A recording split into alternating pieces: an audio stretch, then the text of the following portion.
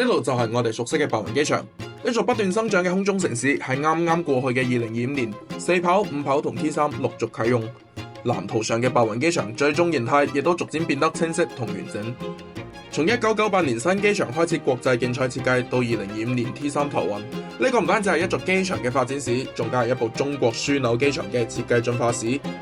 今次我哋非常幸運可以對話到3個航站樓嘅全程親歷者，白雲機場航站樓項目嘅設計負責人陳紅老師，一齊揭開呢座超級工程背後嘅雄心、妥協同飛躍。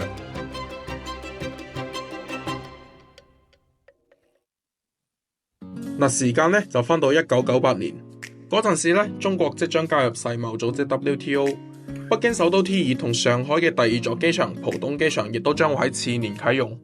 而廣州老白雲國際機場唯一嘅跑道卻喺度超負荷運載緊，因為城市嘅發展同地形嘅限制係無法擴建嘅。中國嘅南大門係非常需要一座真正意義上嘅樞紐機場嚟迎接21世紀，繼續做好中國對外開放同經濟發展嘅排頭兵。就係喺咁嘅時代背景之下咧，陳紅同佢嘅團隊就被委以重任，對贏得設計競賽嘅美國柏城集團同佳拿公司嘅新機場初期規劃同航站樓設計方案進行施工圖嘅設計，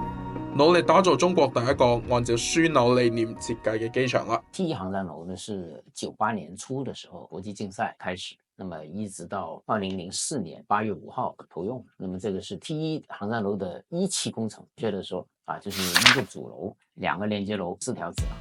城市門戶呢個就係新白雲 T1設計嘅一個核心概念。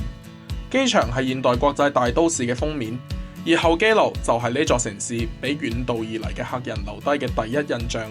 亦都會喺離開嘅時候留低最後嘅記憶。他從機場路進來的時候，就是很遠就看到這個門戶的形象，這個是當時是沒有。包括我們老白雲機場，包括浦東的T1、北京的T2，他們都是從旁邊進去主樓的，它不是說一個機場路進來就正對的。那就我們這個是當時是中國來講是第一個是做的，從規劃的角度來講，也影響了後面我們國家好多機場的一些規劃，包括首都T3西安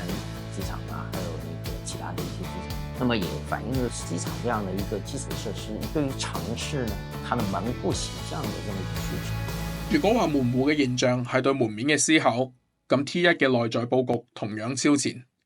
設計之初就喺航站樓嘅中庭正下方，為 T1啟用之後6年先投入使用嘅地鐵做咗預留。呢種設計相比於目前常見嘅軌道交通集中佈局喺交通中心嘅方式，對出發旅客嚟講，步行距離更短，亦都更加直觀。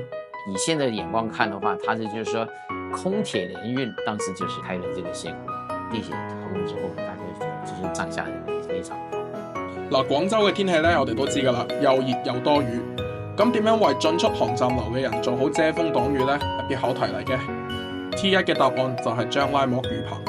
呢個亦都係全國第一個以將拉膜雨棚對出發層車道進行全面覆蓋嘅機場。而陳紅嘅設計團隊更加係將呢個特色將 T1 一直延續到 T2 同 T3， 並且根據每座航站樓嘅特色喺形態上不斷進化，氣候適應性、旅客嘅便利性同舒適性都始終保持得非常好。而講到 T1 最大嘅特色，自然就係子廊式嘅佈局設計啦。因為我們的跑道的距離是相對比較寬的，是2200米，2200米是作為大型的樞紐機場是特別合適。那麼這種寬距的跑道呢，它形成最有效的航站樓的構型，就是用指廊式。另外一種就前列式，比如說浦東機場，這就是前列式。但是在寬距跑道的時候呢，很典型的就是指廊式，它要兼顧到路側到空側的這個平衡問題。它的中間的這個主樓不需要這麼大。那空側的話，我們有這麼寬的間距的話，它的候機廳就是一條條指廊。那麼它的整個空側的它的停靠飛機的這個停靠面就很長。也就是飛機的停靠岸線就很長，進機位會比較多，這個也是 T1航站樓的一個很重要的特色。時間嚟到2003年，廣州取得咗2010年第16屆亞運會嘅舉辦權，嚟自全亞洲45個國家同地區嘅超過12000個運動員，仲有數唔清嘅海內外觀眾將會齊聚廣州。為咗迎接呢項盛事，白雲機場嘅首次擴建工程亦都被提上議程。最終，廣州喺興建 T2 同擴建 T1 中間選擇咗後者，並且喺2009年完成咗擴建。自此 T1 航站樓嘅整體建成，形成咗一座主樓、2座連接樓同6條子廊嘅整體佈局。一座承載住樞紐功能嘅現代化航站樓，迎送住千萬嘅旅客，以佢超前而完備嘅姿態，證明咗佢設計嘅前瞻同可靠嗎？如果說從 T1 航站樓的角度來講，它的定位是中轉，原則上是同側中轉是優先。嗱，咁我哋而家睇翻 T1 嘅佈局啦。登機口咧就分佈喺主樓東西兩邊嘅6條子廊。咁喺理想狀態下咧，航師係可以根據旅客嘅中轉去向，安排就近嘅子廊方便中轉。按照子廊分配航師嘅登機口，方便同航師中轉。呢個喺上世紀90年代咧，依然係一種非常主流嘅機場運營模式嚟嘅。但係咧，21世紀初有啱啱好係中國民航機隊規模擴張最快速嘅階段。T1 作為當時唯一嘅航站樓，需要照顧到10幾間唔同嘅航空公司嘅運營需求。咁喺實際運營中咧，主基地航線南航嘅國內航班喺西側到發，咁國際航班咧就用東一子廊。加上 T1 獨特嘅出發喺主樓，到達喺兩邊嘅設計，導致佢國內同國際中轉需要上落樓，並且穿越主樓先至可以完成。咁雖然南航喺後續設置咗中轉休息室、接駁電瓶車咁嘅服務啦，但係硬件條件嘅限制係冇得傾嘅，一定會影響到旅客嘅體驗嘅。所以我哋而家睇翻白雲機場早期嘅規劃 ，T2 最初嘅設計係一個鏡像嘅 T1，形成一個完全對稱嘅航站樓群。但係實際中咧 ，T2 嘅最終設計同當初嘅規劃係有非常大嘅差別嘅。咁呢個又係點解呢？到了 T2 的時候呢，這個定位非常清晰，給南航為主，以南航作為基地航空公司，主要服務南航。因為南航本身也是我們國家就最大型的航空公司，它的航線的格局或者是它的網絡，它要按它的一個需求來做。南面是澳洲或者東南亞，就經過我們 T2 再去北美或者歐洲，這樣的一個格局的話，在 T2 的時候，從開始設計的時候，我們就為南航度身定制，非常方便的一些中轉的流程。就係喺呢個明確定位嘅前提下呢， T2 航站樓從設計初期就針對南航嘅中轉需求進行咗度身定制，重點優化 T1 無法達到嘅中轉流程同空間組織。陳鴻老師同佢嘅團隊總結咗 T1 嘅運營反饋，對 T2 嘅構型喺原有 T1 軸對稱嘅設計上面呢進行咗大刀闊斧嘅優化，細節上呢亦都參考咗當時最新嘅機場設計理念，引入咗國內國際可轉門廊橋，方便樞紐航師用同一架飛機連續執行國內同國際航班。在T2航站樓裡面，它是延續了這個子廊式，保持了我們南北中軸的對稱，只是我們覺得原來 T1 航站樓這種 A、B 區的連接的話，我們應該集中在主。也就是說，原來就是集中出發、分散到達的模式呢，我們在 T2 的時候呢，就變成集中出發、集中到達。還有一個很好的是說，多了北面的一個機坪，那北面的機坪呢，它緊挨着主樓，那這些都是黃金機位，我們正好布置這些大型的機位，E 類、F 類的機位在那裡。你從主樓往這些機位走的話呢，它是相對步行距離是比較短。它這樣一個布局的話呢，就有效地縮短了旅客在航站樓裡面的平均步行距離。從整體站坪嘅佈局嚟睇呢， T1 就主要依賴東西兩邊嘅站坪，而 T2 喺增加咗北站坪之後，形成咗東北西多方向聯通嘅格局。呢個唔單止進一步拉長咗停機岸線，增加咗近機位嘅數量，亦都顯著優化咗運行效率。對於旅客嚟講呢，由於採用咗集中到達嘅模式，國內同國際嘅到達口都非常清晰，接機嘅動線就簡潔明確啦。與此同時呢， T2 航站樓仲喺前方引入咗一個更加綜合嘅交通中心，亦即係我哋所講嘅 GTC。那麼交通中心就是各種交通的一個換乘，包括地鐵啊、城際啊，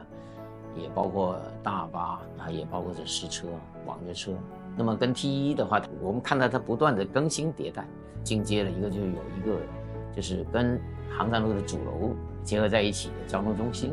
仲有一點相對 T1 嚟講 ，T2 係變化明顯嘅，就係國內嘅進出港從分流變成咗運流，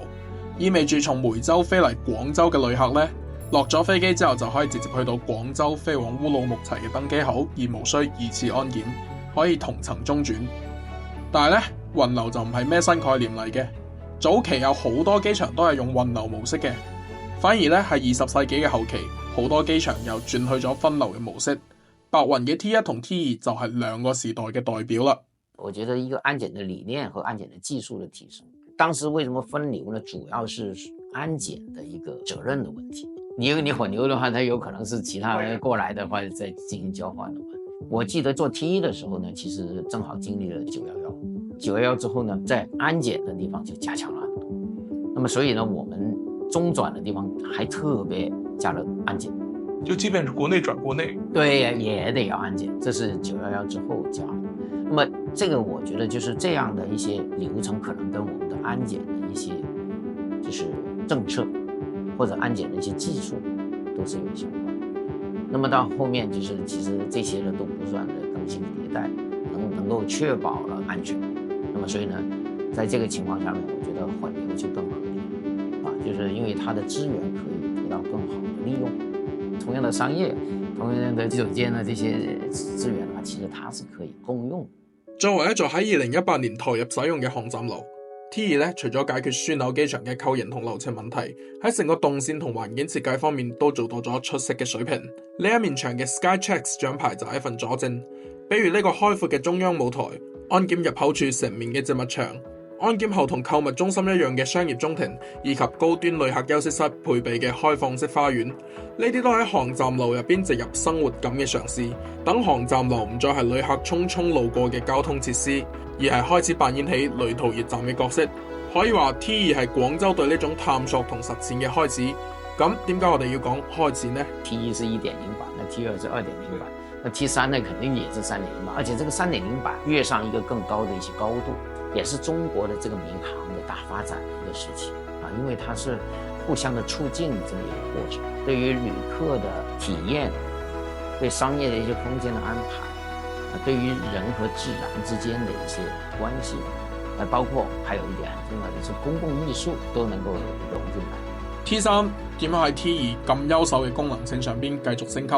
再融入更多軟性嘅感官或者體驗層面嘅進一步優化？小張怡嘅說法又是否立得住腳？